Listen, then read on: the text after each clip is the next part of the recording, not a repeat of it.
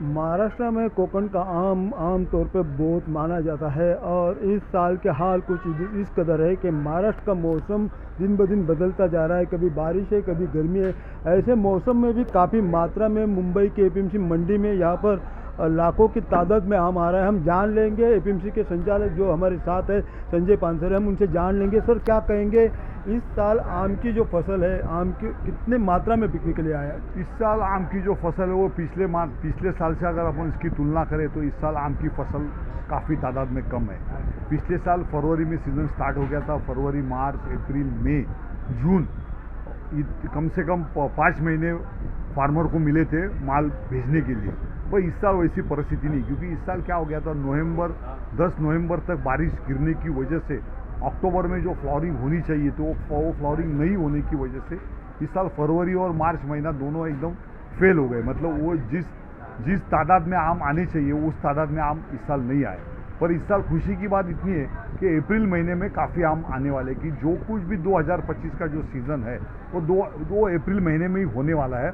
और मिसाल के तौर पर देखा जाएगा तो कल 80,000 पेटियाँ जो थी वो अपने कोकण डिवीज़न से आई थी। जैसे सिंधुदुर्ग जिला है, रायगढ़ जिला है, रत्नागिरी जिला है, ये 3 जिलों में से ही कम से कम कल 80,000 पेटियाँ आई थी।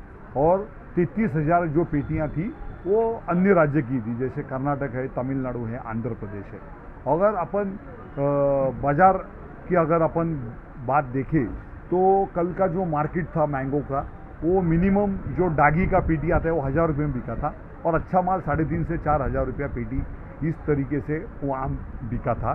तो पिछले साल से अगर तुलना करें तो इस साल अप्रैल महीने में वो अप्रैल महीने का और ये टाइम का जो बाज़ार भाव है वो लगभग सेम चल रहा है। जो आप आम के पेटी की बात करते हैं, एक आम के पेटी में कितने दर्जन आम बिके? बड़े आम जो आते हैं वो 4 डजन 5 डजन आते हैं और छोटे आम जो है वो 8 डजन 9 डजन तक आते हैं। और डागी की जो पेटियाँ रहती है, जैसे खराब माल रहता है, टचिंग वाला माल रहता है, वो पेटी अलग आती है। तो इस तरीके से यहाँ पर आम का व्यापार होता है।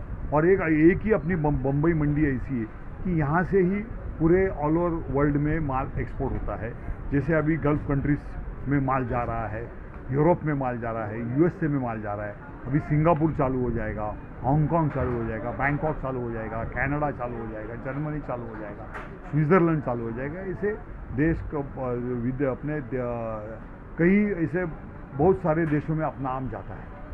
और एक बात कही जाती है कि आम के इसमें हापुस आम को बहुत चाहा जाता है, लेकिन आजकल मार्केट में हापुस के नाम पे और भी कोई आम बेचा जाता है। इसके बारे में आप क्या बताएंगे?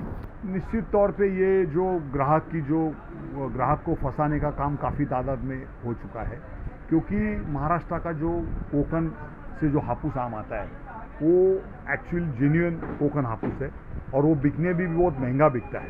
अगर कोकण हापुस का अगर रेट देखेंगे तो मिनिमम 100 रुपीज़ पर केजी से लेके 300 रुपया किलो के हिसाब से बिकता है। और कर्नाटक, आंध्र प्रदेश, तमिलनाडु से जो आम आता है वो 60 रुपये से लेके 150 रुपये किलो तक बिकता है। तो अगर दोनों का रेट अगर अपन देखेंगे तो काफ़ी डिफरेंस है। तो ग्राहक क्या करता है, यहाँ से कर्नाटक का आम लेके जाता है और बाहर जाके उसको देवगढ़ करके ऊंचे दाम में बेचता है, क्योंकि उसमें उसको मुनाफा ज़्यादा मिलता है। अगर दोनों आम अगर देखने में अगर कई ग्राहक हमको पूछते हैं कि भाई इसको पहचानने का कैसा, तो अगर मेरे पास अभी ये जो आम है ये रत्नागिरी का आम है और ये जो आम है ये कर्नाटक का आम है। अगर दोनों को अगर देखेंगे तो दिखने में सेम है, लेकिन इसका जो आम का जो छिलटा है वो पतला है, इसका जो आम का छिलटा है वो जाड़ा है। अगर ये आम पकने के बाद काटेंगे तो अंदर आपको सैफरॉन कलर देखने को मिलेगा। अगर ये आम अगर अंदर से काटेंगे तो पीला मिलेगा। और खाने का जो टेस्ट है, इसमें जो मिठास है, खट्टी मीठी मिठास जो है वो इसमें आपको नहीं मिलेगी। या इसकी जो टेस्ट है वो अलग है, इसकी टेस्ट है जो अलग है। अगर कर्नाटक का आम अगर अपन खाते हैं तो अंदर उसमें रेशा मिलती है, ऐसी दूरी, ऐसी एक ऐसा जाड़ा तरीके से जो दूरी आती है वो इसमें नहीं मिलेगी अपने को। तो ये अंदर की बात है। बट अगर ऐसे ऊपर से देखा जाएगा तो दोनों आम दिखने में सरीके है। इसके लिए अगर और दूसरी बात क्या है कि ऐसी कोई मशीन अभी तक निकली नहीं है कि भाई ये आम मशीन में डालेगा तो ये कर्नाटक का है और मशीन में डालेगा तो ये रत्नागिरी का, ये ऐसी कोई नहीं है। खाली जीआई टैगिंग अभी निकला हुआ है कि जियोग्राफिकल इंडिकेशन है तो वो GI टैग का स्टिकर यहाँ पे लगना चाहिए। अभी कई फार्मर ऐसे हैं, तो थोड़े बहुत फार्मर है जिन्होंने वो GI टैग का स्टिकर लिया है, बट वो पूरे सीजन की अगर बात करेंगे तो सब आमों को वो GI टैग नहीं लग सकता है। इसके लिए हम चाहते हैं कि जो आपका ओरिजिनल जो मेन सप्लायर है, ऑथेंटिक सप्लायर है, उससे ही आम आप खरीदी करें, ताकि आपको कोई फंसाया नहीं जाएगा और अच्छे आम आपको खाने को मिलेंगे। थोड़ा कर्नाटक का आम सस्ता है, पर सस्ते को मत देखो। अगर आपको अच्छी चीज़ खानी है तो 2 रुपये आपको ज़्यादा चुकाना पड़ेगा, और वो अच्छी चीज़ है कोकन का हापुस, उसको 2 रुपये आप ज़्यादा दो। और अप्रैल महीना जो है वो सस्ता आम रहने वाला है, क्योंकि अप्रैल में ही आम आने वाला है। मई में आम कम आने वाले हैं, तो मई में शायद बाजार भाव फिर बढ़ सकता है। इसके लिए अभी जो महीना है ये आम खाने का महीना है, इसमें ज़्यादा से ज़्यादा आम खा के ले लो। महाराष्ट्र के कोकण के अलावा मुंबई के मंडी में और कहाँ से कौन से आम और किस सीजन में आते हैं? अभी देखो, बॉम्बे APMC ये टर्मिनल मार्केट है।